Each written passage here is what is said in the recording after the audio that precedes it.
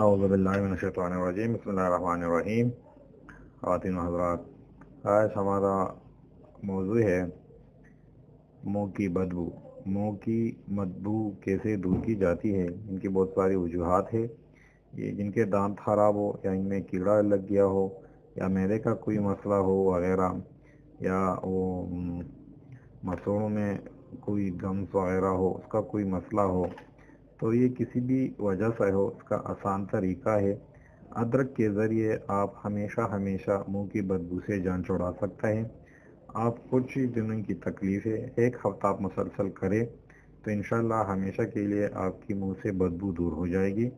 آسان طریقہ ہے، آپ تھوڑا سا ادرک 1 انچ کا ٹکڑا لے لیں، منہ میں ڈال کر چپائیے، اچھی طرح سے چپائیے، اور اس کا رس نہ نگلے۔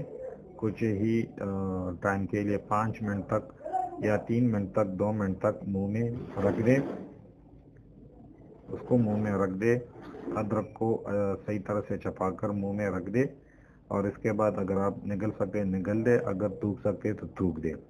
ایک ہفتے سے انشاءاللہ آپ کا جو منہ کی بدبو ہے وہ ہمیشہ کے لیے ختم ہو جائے گی۔ ہمارے ساتھ رہیے اور ہمارا چینل سبسکرائب کرنا نہ بھولیے۔